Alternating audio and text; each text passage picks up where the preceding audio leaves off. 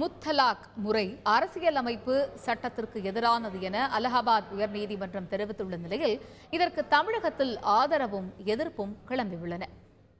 பல இஸ்லாமிய நாடுகள் 54 இஸ்லாமிய நாடுகளில் முத்தலாக் என்கிற ஒரு விஷயமே தடை செய்யப்பட்டிருக்கிறது.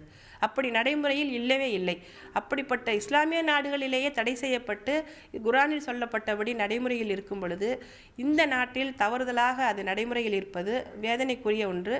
அதனால் பெண்கள் பாதிக்கப்படுவதையும் நாம் பார்த்து கொண்டிருக்க முடியாது.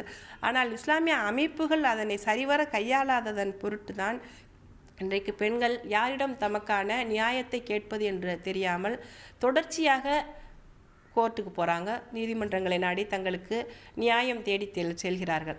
அது கோர்ட் ஒரு முறை சொல்லியிருக்குன்னா அதுதான் எல்லா கேஸுக்கும் ஒரே மாதிரி தான் அது பயன்படுத்தப்படும். அதாவது ஒரே முறை சொல்லிட்டாங்க, இனிமேல் அது முத்தலாக்குங்கிறது செல்லாது, குர்ஆனில் அப்படி இல்லைன்னு திரும்ப திரும்ப கோர்ட்டுக்கு போகிறதுனால இதே தீர்ப்பை தான் அவர்கள் சொல்ல போகிறார்கள். சிறுபான்மை சமுதாய மக்களுடைய வழிபாட்டு உரிமைகள் குறித்து அரசியல் சாசன சட்டத்துடைய பிரிவுகள் 25 முதல் 30 வரை தெளிவாக வரையறுத்து கூறப்பட்டிருக்கிறது. கொள்கை விளக்கம் என்ற தலைப்பில் கூட பிரிவு 37 இது போன்ற விஷயங்களிலே நீதிமன்றங்கள் கருத்து சொல்லக்கூடாது, அதை வலியுறுத்தக்கூடாது என்று சட்டம் தெளிவாக வரையறுத்திருக்கிறது. எனவே அலகாபாத் உயர்நீதிமன்றம் வரம்பு மீறி சொல்லக்கூடிய வார்த்தைகளை நாங்கள் நிராகரிக்கின்றோம். முத்தலாக் போன்ற விஷயத்தில் அதை சரி செய்யக்கூடிய ஒரு மிகப்பெரிய கடமை முஸ்லீம் சமுதாயத்துக்கு உண்டு. ஆனால் முஸ்லீம் சமுதாயத்தை அச்சுறுத்தும் வகையில், மிரட்டும் வகையில் சர்ச்சைக்குரிய கருத்துக்களை நீதிபதிகள் சொல்வதை நிறுத்த வேண்டும்.